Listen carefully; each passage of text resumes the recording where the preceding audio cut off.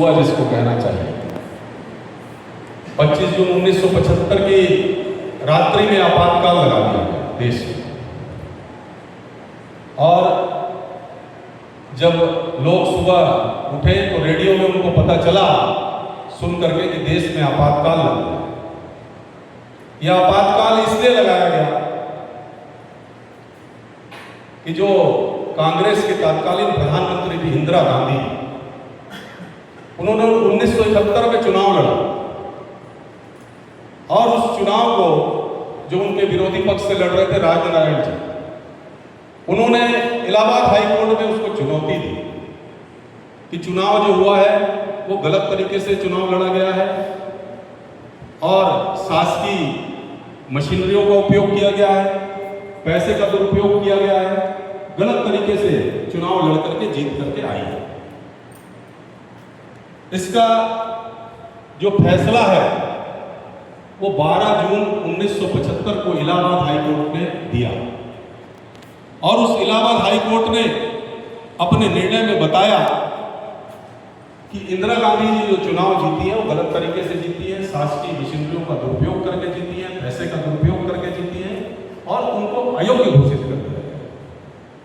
अयोग्य घोषित किया गया। ये इतना ही नहीं, इसके साथ साथ ये बताया गया कि आने वाले 6 वर्षों तक वो किसी भी जनप्रतिनिधि के रूप में काम नहीं कर सकेंगी। उनको अयोग्य घोषित किया गया 6 वर्षों के लिए कि कोई वो चुनाव नहीं लड़ सकती, कोई जनप्रतिनिधि नहीं लड़ सकती। उसके बाद में साथ साथ पूरे देश के अंदर में अराजकता फैल गई, महंगाई, भ्रष्टाचार एक बड़ा रूप लेकर के सामने आ गया। उससे पहले उन्होंने 1975 में गुजरात में राष्ट्रपति शासन लगाया और गुजरात में उस समय उसके बाद राष्ट्रपति शासन के बाद चुनाव हुए। उस चुनाव में कांग्रेस की बड़ी हार हुई। बिहार के अंदर में छात्र आंदोलन प्रारंभ हो गए। उस आंदोलन में और कांग्रेस की बहुत बड़ी खिलाफत हो रही है।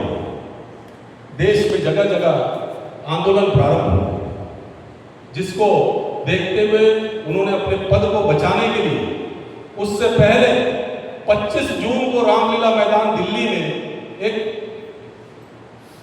बड़ी बैठक हुई और उसमें यह तय हुआ कि हम 30 तारीख से और सत्याग्रह आंदोलन करेंगे।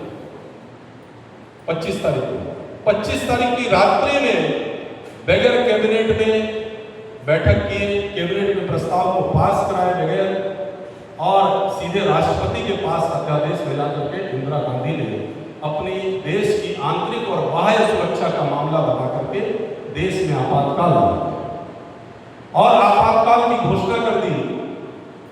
उस आपातकाल में 1 लाख से अधिक लोगों को जेलों में डाल दिया बिना किसी कारण के, बगैर किसी वारंट के, बगैर बताए रात में लोग सो रहे थे, सुबह पुलिस पहुंची और सीधे जेल में डाल दिया और उसकी कोई सुनवाई नहीं थी।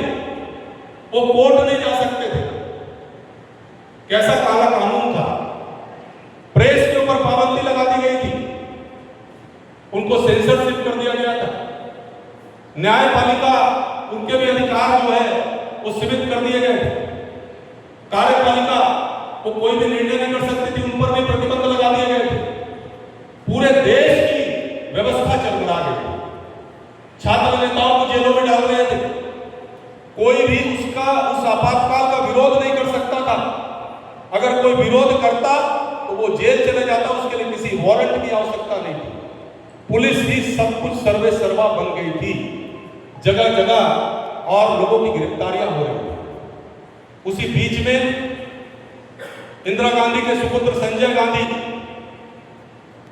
जिन्होंने दिल्ली में तुर्कमान गेट से और जामा मस्जिद तक बिल्कुल साफ दिखाई देना चाहिए ऐसा बोल करके और वहां पर 2 बुलडोजर चलवाए।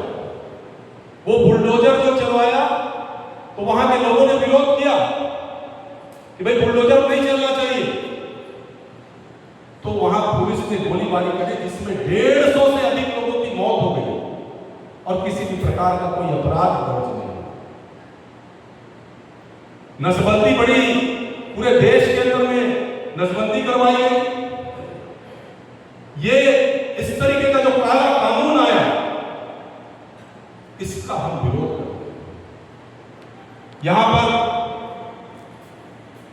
हम लगातार हर वर्ष 25 जून और 1975 की उस घटना को याद करने का कारण है, उसका कारण यह है कि हमारी जो युवा पीढ़ी है, उस पीढ़ी को पता होना चाहिए कि कांग्रेस ने किस प्रकार से संविधान की हत्या की।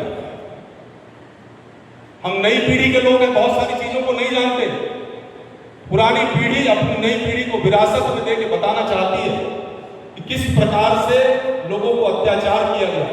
यह कांग्रेस जो संविधान की बात करती है, संविधान बचाने की बात करती है, किस प्रकार से संविधान का गला घोटा गया, किस प्रकार से लोगों पे अत्याचार किया गया, लोगों के मौलिक अधिकार छीन लिए गए। इन सब की बात हमको आपको करनी और नए पीढ़ी को बताना है कि कांग्रेस जब जब सत्ता में आएगी और जैसे जैसे आएगी, संविधान को इसी प्रकार गला घोटती रहेगी। उनका यह हमेशा से यही रवैया रहा। आप देखिए, मोदी जी के 12 साल हो गए सरकार को, किसी भी राज्य में राष्ट्रपति शासन आपने लगाया देखा है? कांग्रेस अगर कोई राज्य उनकी थोड़ी भी बात न मान रहा हो, अपोजिशन की सरकार हो, तुरंत राष्ट्रपति शासन लगा करके और वहां पर उनकी सरकारों को खत्म कर दिया। 90 में छत्तीसगढ़ नहीं बना था, मध्य प्रदेश था, हम लोग मध्य प्रदेश में थे। मध्य प्रदेश, राजस्थान, उत्तर प्रदेश, सभी सरकारों में एक साथ राष्ट्रपति शासन लगाया गया। मैंने अभी आपको गुजरात बताया कि गुजरात में लगाया, महाराष्ट्र में लगाया। कितने अयोग्य इंदिरा गांधी ने कितने राज्यों में राष्ट्रपति शासन लगा दिया। अगर कोई मुख्यमंत्री थोड़ा भी इधर उधर करता तो राष्ट्रपति शासन लागू कर दिया। यहां पर भी धारा 352 का उपयोग करके और पूरे देश को और अराजकता में झोंक दिया गया। कई घर ऐसे थे जहां पर 2 लोग 3 लोग पुरुष थे और दोनों तीनों जेल के अंदर बंद थे। 21 महीने तक कोई सुनवाई नहीं हुई।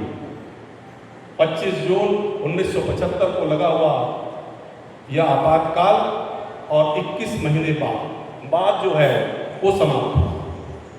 इसलिए आप सबसे आज हम अपने वक्ता को सुनेंगे। बहुत विस्तार से उनको इस बारे में अनुभव है।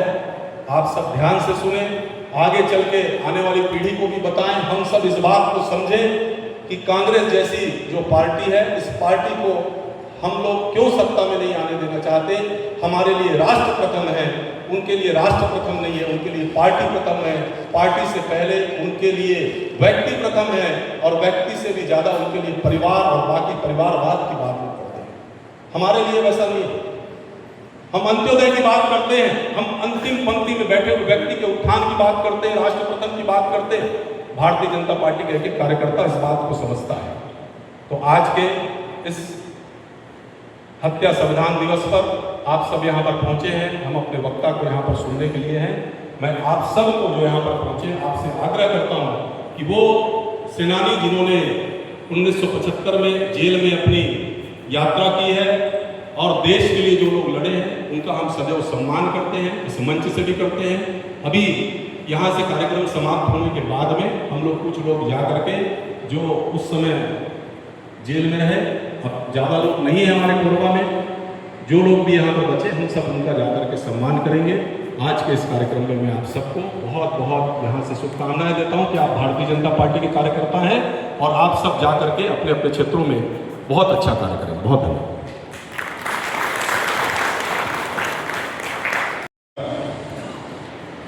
12 जून 1975 ये हाई कोर्ट ने निर्णय दिया कि इंदिरा गांधी जिन्होंने अपने सत्ता का दुरुपयोग किया और राजनारायण जो है इस आधार पर विजयी घोषित किया जाता है।